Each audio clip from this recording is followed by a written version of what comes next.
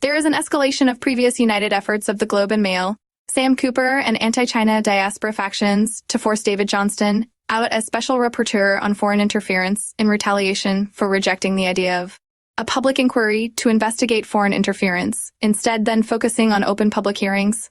Now, this united front is destabilizing the mandate of Justice Mary Jose Hogue by campaigning to strip politicians and a senator of their intervener standing at the foreign interference inquiry beginning in January 2024. In these efforts, we see echoes of similar lines to those utilized while targeting Johnston, whose recommendations Trudeau had promised to follow before his resignation. This May, the anti-China diaspora factions had rejected Johnston's plan to host a series of countrywide open hearings for diasporas to speak on their concerns on the foreign government intimidation they face.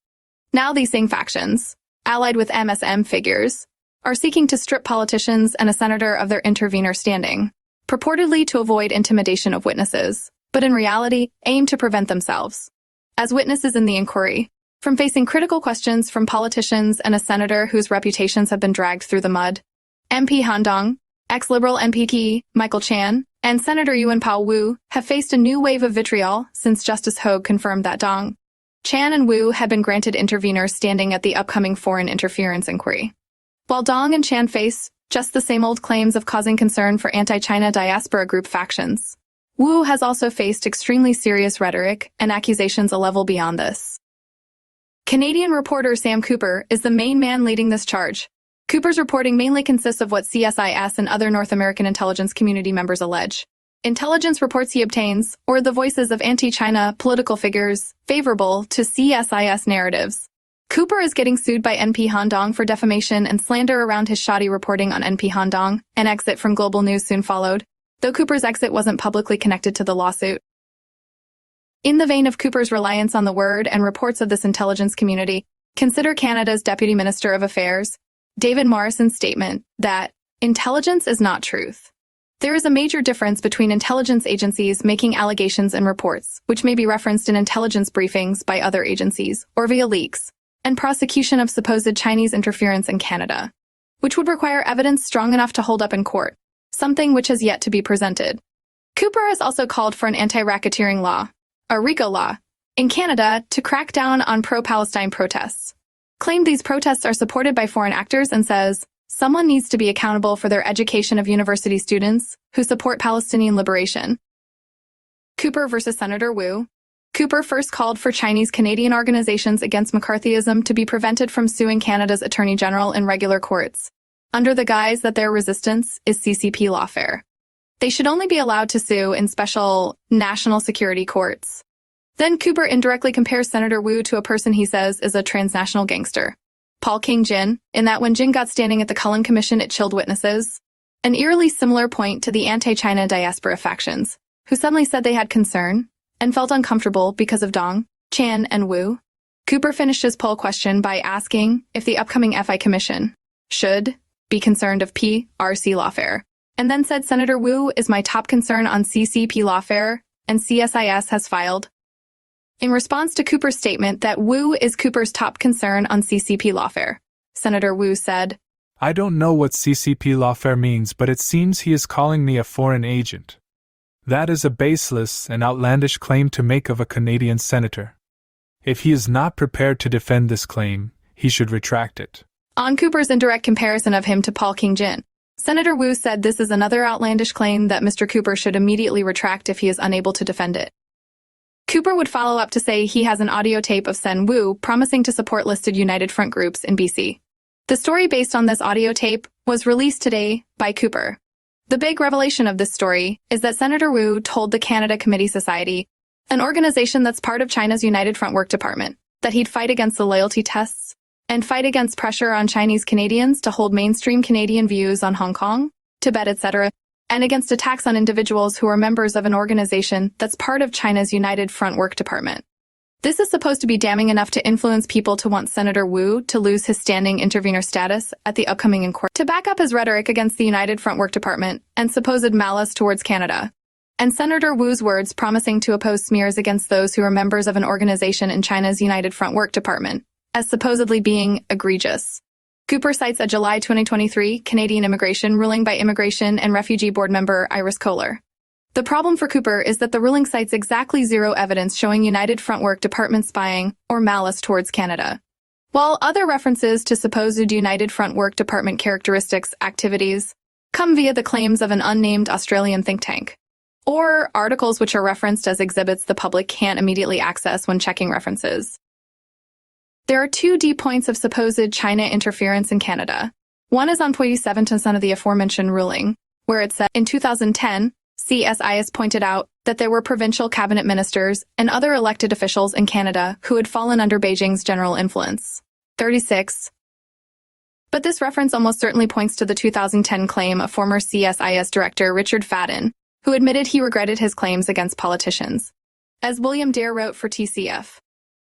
Back in 2010, then head of CSIS, Richard Fadden, engaged in a drive-by shooting style of innuendos, claimed that Chinese-Canadian politicians, including cabinet ministers and elected municipal officials in BC, are under the influence of foreign government, that is China. No evidence against the unnamed politicians was ever produced, but the damage was done.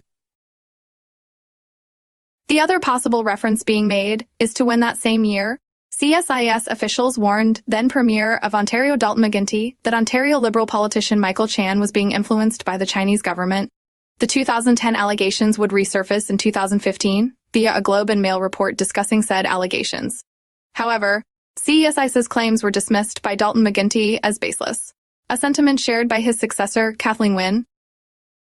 Again, Canada's Deputy Minister of Affairs, David Morrison's statement that intelligence is not the truth must be referenced.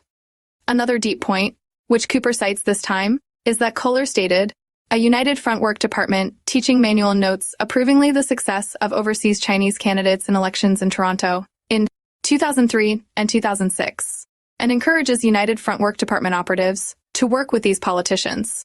This followed Kohler's statement that Canada's political system is of interest to the United Front Work Department. But Cooper includes Kohler's further note that tempers any wild ideas that may come from the manual. There is no evidence the United Front Work Department carried out espionage activities on these elected officials, Kohler wrote. So in the end, CSIS claims that were smacked down years ago in a United Front Work Department teaching manual, which only shows interest in the election victories of overseas Chinese candidates in Toronto, is referenced in a decision by Kohler, and then used by Cooper to justify CSIS's recent claims of the United Front Work Department as a malicious organization, which engages in espionage and interference, which critics have pointed out hasn't been tested in court. Cooper's attempt to use the immigration ruling as a counterweight to this criticism falls apart under scrutiny. Cooper would continue to cite intelligence reports and briefings, not tested in court, as his main thrust in exposing supposed malign United Front Work Department activities throughout the article. An alternative view of the United Front Work Department was presented by Daniel Z. in a TCF article. The singling out of Chinese-Canadian politicians like Jixi Li as part of a united front is a favorite accusation employed in the anti-China playbook, as discussed by William Dare. The reality is that China's state policy forbids foreign interference. Rather, any sort of united front created during the opening up period under Deng Xiaoping is a call to mobilize all patriotic Chinese in the Chinese diaspora to help build a prosperous society in China and eliminate poverty. An example of actual united front work in China is the mobilization, under President Xi Jinping, of all sectors of Chinese society to eradicate poverty in China, with plans tailored to each household identified as impoverished. The success of this program saw the complete eradication of absolute poverty. The reality is that any formal or informal united front within both China and the Chinese diaspora represents a desire to help China prosper, rather than an active conspiracy to undermine the Canadian government and other West. Cooper's main narrative in the article is that Senator Wu's intervener standing is a threat to the upcoming foreign interference inquiry. Charles Burton, a fellow at the MacDonald Laurier Institute whose managing director recently said there's been a benign neglect of Canada by Washington, thereby encouraging the belief in Ottawa that Canada can embrace China and engage in domestic diaspora politics with impunity. That the tapes obtained by Cooper does call into question Senator Wu's intervener status in the inquiry. David Wong, a former political candidate and Chinese community leader in Vancouver whose family was impacted by the Chinese Exclusion Act, and Chu Quan, co-president of the Toronto Association for Democracy in Chiech, China, Both oppose Senator Wu having standing intervener status at the upcoming Foreign Interference Inc. To get in the mindset of Sam Cooper, see this tweet of his. He quotes an image of a tweet by Senator Wu, who was HQ Vancouver's CEO in 2015, at the signing of a Memorandum of Understanding between the Chinese state-owned Polyculture Corporation and HQ Vancouver, signed during before Christ's Liberal Premier Christy Clark and International Trade Minister Teresa Watt's trade mission to Beijing. HQ Vancouver itself was a $6.5 million partnership between the Federal Western Economic Diversification Agency, BC, Ministry of International Trade and Business Council of BC, to promote Vancouver as a destination for Asia-Pacific Corp. How did Cooper respond to such an image? Hand in hand with the PLA and into Senate. No evidence backing up this claim was provided.